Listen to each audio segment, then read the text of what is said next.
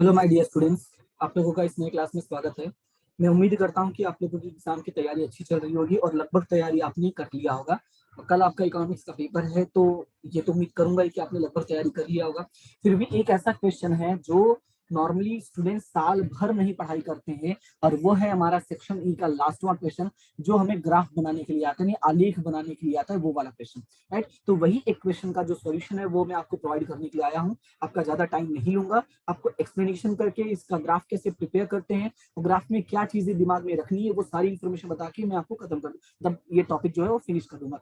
ठीक है, क्योंकि एग्जाम में इसका 5 मार्क्स होता है और कहीं से भी आपके कोई मार्क्स नहीं कट होना चाहिए। अगर आपका टारगेट है कि आउट ऑफ लेकर आओ, तो उसके लिए आपको ईच एंड एवरी पॉइंट पे छोटी छोटी बातों का भी आपको ध्यान देना पड़ेगा। ठीक है, तो स्टार्ट करते हैं और देखते हैं इसमें हमें क्या और कैसे करना पड़ता है। सबसे पहले यहाँ पे मैं आपको कुछ इन्फॉर्मेशन बता दूं कि अगर आपको पता होगा, आपने ढंग से पढ़ा होगा, ढंग से पढ़ाई होगा, मैं तो ऐसी उम्मीद करूंगा ही, तो आपने देखा होगा कि जो आलेख वाला चैप्टर है वो है हमारा फर्स्ट चैप्टर। कौन सा चैप्टर है? फर्स्ट। लेकिन एग्जाम में जो आलेख से क्वेश्चन आता है, सॉरी, एग्जाम में जो आलेख से क्वेश्चन आता है वो आता है चैप्टर नंबर 7 से। ये थोड़ा आपको याद रखना पड़ेगा और थोड़ा ध्यान से चैप्टर नंबर 7 के जितने भी इंफॉर्मेशन है उनको थोड़ा देख लेना और उनको एक बार दिमाग में फिट कर लेना कि कौन सा इंफॉर्मेशन में क्या है, कैसी चीजें हैं, ताकि आपको एनालाइज जब करोगे ना, यानी जब इसका विश्लेषण करोगे तो आपको विश्लेषण करने में थोड़ी आसानी हो जाएगी। कैसे होगा वो भी मैं आपको आगे बता देता हूँ। तो चैप्टर नंबर 1 में आपने देखा होगा स्तंभ आकृति के बारे में। किसके बारे में देखा होगा? स्तंभ आकृति। तो यहाँ पे जब हम बात करेंगे स्तंभ आकृति के बारे में, तो इसमें एग्जाम में हमें कौन सा क्वेश्चन आता है वो भी मैं आपको बताता हूँ। लगभग पिछले 5 साल का पेपर अगर आप देखोगे उठाकर, तो आपको पता चलेगा ज्यादातर जो क्वेश्चन है स्तंभ आकृति में से ही पूछा है। और उसमें भी कौन कौन सा पूछा है मैं आपको बता दूं। उसमें भी पूछा है पास पास की स्तंभाकृति। कौन सा पूछा है? पास पास की स्तंभाकृति, विभाजित स्तंभाकृति और सिंपल वाला। यानी 3 क्वेश्चन पूछते हैं। कौन कौन सा? पास पास की, तो यहाँ पे मैं लिख भी देता हूँ, यहाँ पे पास पास की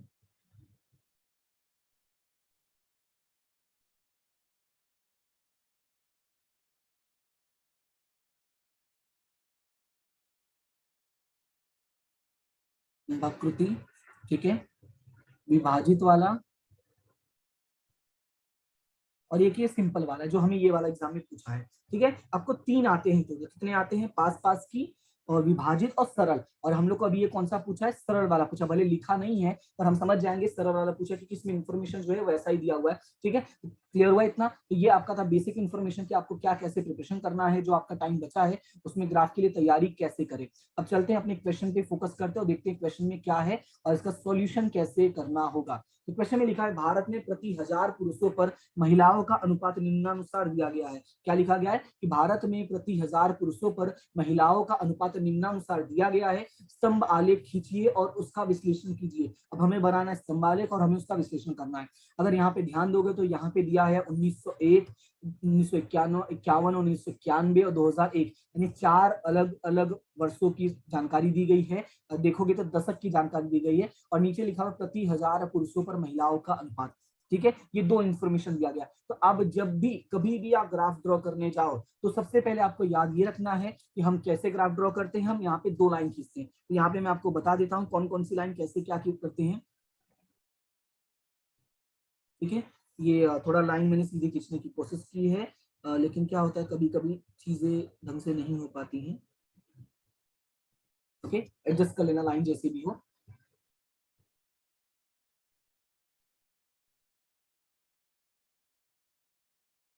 चलिए, अब यहाँ पे देखो, ये तो हमने क्या कर दिया है, ग्राफ मतलब जो हमारा आलेख होता है, आकृति होती है, वो हमने बना दिया है। अब इसमें कुछ बातें याद रखनी है। बातें क्या याद रखनी है? कि जो हमारा एक्स अक्ष होता है, क्या, जो हमारा एक्स अक्ष होता है, इस पे हम हमेशा निरपेक्ष चल दिखाते हैं। क्या दिखाते हैं?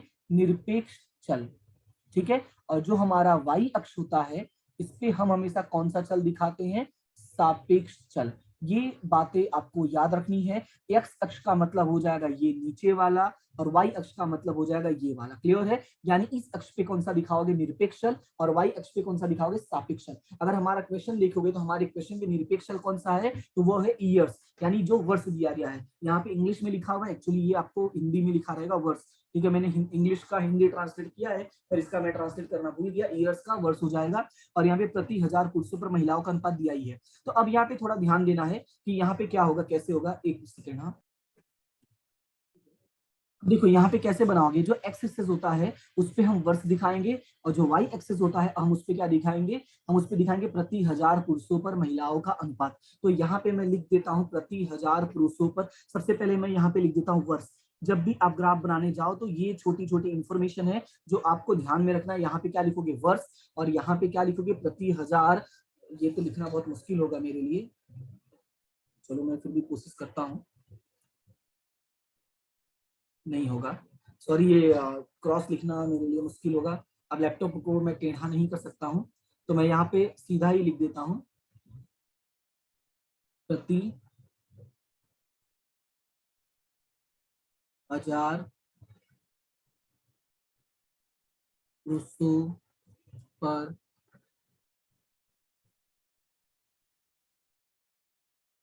महिलाओं का अनुपात। ठीक है, वो लिखना मुश्किल होता है, टेढ़ा करके मैंने ट्राई किया बट हुआ नहीं।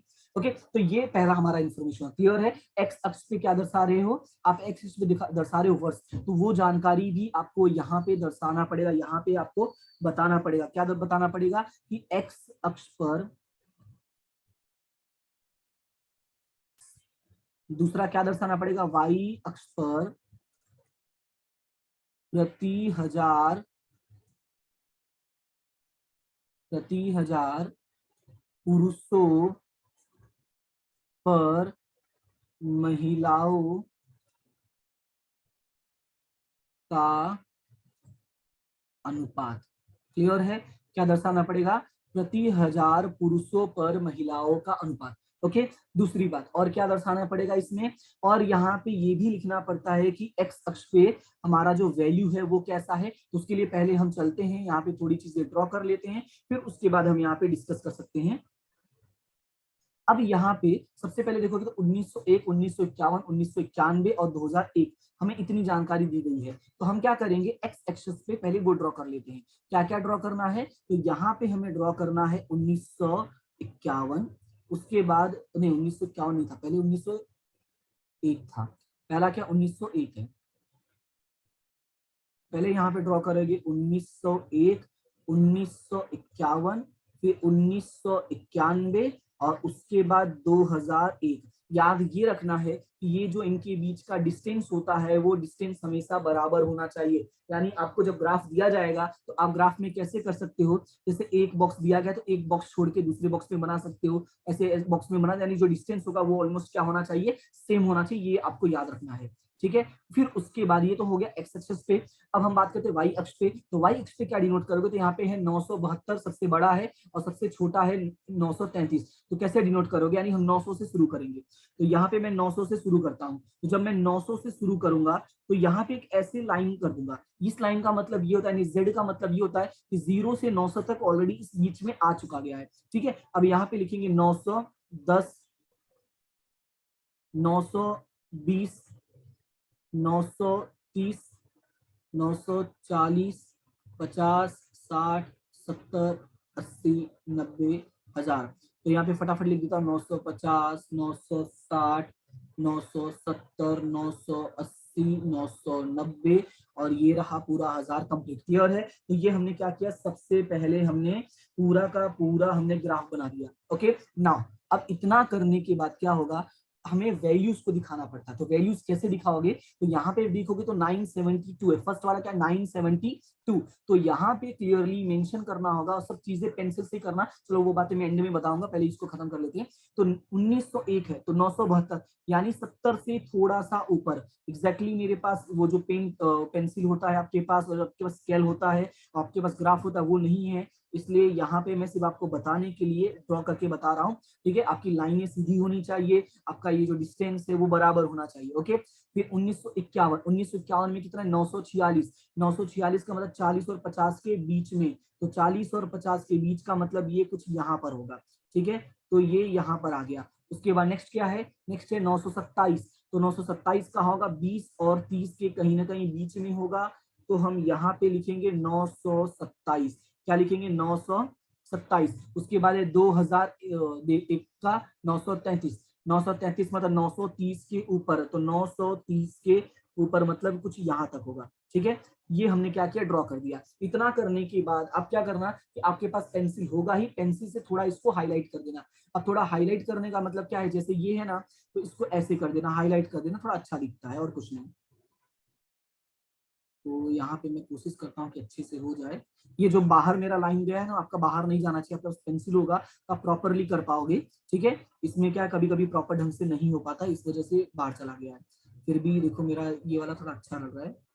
चलो, अब इससे क्या होगा, यहाँ पे क्लियरली दिखेगा। इतना करने के बाद आपको क्या करना है, आपने जो वैल्यूज लिखी है ना, वो वैल्यूज यहाँ पे ग्राफ के ऊपर लिख देना। यहाँ पे कैसे लिख दो, 972, 946, 927 और 933। क्लियर है, ये लिख देना। इसका लिखने का बेनिफिट ये होगा कि अगर आपका ग्राफ भी थोड़ा ऊपर नीचे होगा तो वो आइडिया लग जाएगा भाई अपने 9 से, जिससे ये है। अब यहाँ पे देखो मेरा ये दोनों बीच में दिख रहा है, लेकिन मैं 972 टारगेट करना चाहता, बट मेरे पास ग्राफ नहीं है प्रॉपरली ऐसे, तो मैंने यहाँ पे 972 लिख दिया। तो आप थोड़ा आइडिया लगा लोगे भाई ये 972 वाली वैल्यू है। ठीक है, अब थोड़ा ग्राफ का बेसिक इंफॉर्मेशन समझ लो। आप ग्राफ पे जितनी भी चीजें बनाओगे, जितनी भी चीजें लिखोगे, सबके सब पेंसिल से ही लिखना है।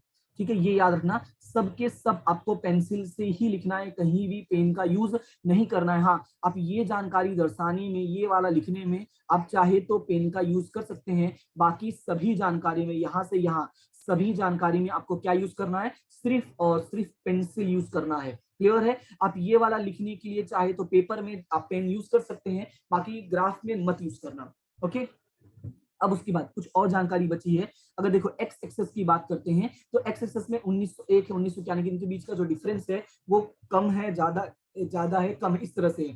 तो यहाँ पे मैं एक्स एक्सेस का तो नहीं बता सकता हूँ, लेकिन वाई अक्ष पे कुछ जानकारी है जो क्लियर है, तो उसका मुझे लिख के दर्शाना पड़ेगा। यहाँ पे लिखेंगे वाई अक्ष पर प्रमाण माप। ठीक है, वाई अक्ष पर प्रमाण माप कैसा है, तो 1 सेंटीमीटर बराबर 10 महिलाएं। ठीक है, तो ये जानकारी आपको दर्शानी पड़ेगी। तो ये हो गया आपका ग्राफ का प्रेजेंटेशन। क्लियर है, उसके बाद हमें इसका क्या करना पड़ता है, विश्लेषण करना पड़ता है। तो विश्लेषण में आपको बता देता हूं तरीका की विश्लेषण कैसे किया जाता है। सबसे पहले आपको कोई भी प्रकार का जानकारी दिया गया, यानी आपको कोई भी प्रकार का ग्राफ बनाना। आप चैप्टर नंबर 7 में जाएंगे तो आप देखेंगे वहां पे ये शहरी और ग्रामीण गरीबी के बारे में है, शहरी और ग्रामीण शिक्षा के बारे में है, रोजगार के बारे में है, ठीक है, महिलाओं के प्रमाण के बारे में है, ऐसे अलग अलग जानकारी दिया गया है। तो आपको जो भी जानकारी दिया गया हो, आपको क्या फॉलो करना है वो ध्यान से सुनो। सबसे पहले आप ये देखो 5 मैंने पॉइंट लिखना है, याद रखना सबसे पहले कितने पॉइंट लिखना है, 5 पॉइंट। तो क्या लिखोगे, जो हमारा पहला पॉइंट होगा वो ग्राफ के बारे में होगा। जैसे इसमें लिखा है कि यह बार ग्राफ का मतलब स्तंभाकृति एक देश में विभिन्न दशकों में प्रति 1000 महिलाओं के अनुपात के बारे में जानकारी दिखाता है। एग्जाम में आपको जो भी ग्राफ पूछेगा, जो भी इंफॉर्मेशन पूछेगा, पहला लाइन आपका क्या होगा, यानी पहला इंफॉर्मेशन होगा, आपको ग्राफ के बारे में बताना होगा। क्लियर है। दूसरा, हम देख सकते हैं कि अन्य दशकीय सूचनाओं की तुलना में 1901 में प्रति 1000 पुरुष पर महिलाओं का उच्चतम अनुपात था। मतलब ये है कि अगर आप इस इंफॉर्मेशन को देखोगे तो यहाँ पे देख के ये पता चल रहा है कि 1901 में सबसे ज्यादा था और 1991 में सबसे कम था। अब जो भी आपके पास जानकारी होगी, हर जानकारी में ये चीजें मिलेगी, एक कहीं ज्यादा होगा तो एक में कहीं कम होगा, तो आपको वो दोनों भी लिख देना है भाई इस वाले में सबसे ज्यादा है और इस वाले में सबसे कम है। तो इसमें कितना पॉइंट कवर हो जाएगा, इसमें भी 3 पॉइंट कवर हो जाएगा, यानी फर्स्ट ग्राफ के बारे में, सेकंड ज्यादा के बारे में, थर्ड कम के बारे में। तो यहाँ पे क्या लिखोगे, यहाँ पे लिखोगे 1991 में उपलब्ध कराई गई अन्य सूचनाओं की तुलना में यह प्रति 1000 पुरुषों पर महिलाओं का सबसे कम अनुपात था। क्लियर है, यानी एक ग्राफ, दूसरा ज्यादा, तीसरा कम। क्लियर है। उसके बाद चौथा मैंने क्या लिखा, चौथा मैंने तुलना किया या मैंने रीजन लिखा। तुम क्या कर सकते हो, तुलना करके, मतलब भाई इसकी तुलना में ये देश अच्छा है, इसकी तुलना में ये गांव में अच्छा है, या इस साल अच्छा था, आप ऐसा लिखोगे जो भी आपको जानकारी देगी। इस वाले जानकारी के अनुसार मैंने क्या लिखा है कि महिलाओं का कम अनुपात खतरनाक संकेत दिखाता है, क्योंकि भाई यहाँ पे मैंने देखा महिलाओं के बारे में है और हमें पता है कि महिलाओं के बारे में देश में काफी चर्चा होती है, मैंने इसीलिए ये पॉइंट ऐड कर दिया कि महिलाओं का कम अनुपात खतरनाक संकेत दिखाता है, क्योंकि यह उच्च महिला भ्रूण मृत्यु दर को इंगित करता है। मतलब ये क्या दर्शाता है, ये दर्शाता है कि देश में ये जो कहते हैं ना बाल मृत्यु दर है महिलाओं के या फीमेल्स वाला, वो काफी ज्यादा है, राइट, तभी तो कम जनसंख्या है। लास्टवा पॉइंट समस्या है। क्या समस्या है? कि महिला जनसंख्या का घटता अनुपात किसी भी देश के लिए खतरनाक है। ये तो पहले ही बता दिया भाई, खतरनाक संकेत है। पर खतरनाक क्यों है वो? क्योंकि भावी पीढ़ी के निर्माता है कौन? महिलाएं जो है वो भावी पीढ़ी की निर्माता है। अगर महिलाएं नहीं होगी तो फ्यूचर जनरेशन कहां से बनेगी? हम जितने हैं उतने पे ही सब खत्म हो जाएंगे, राइट।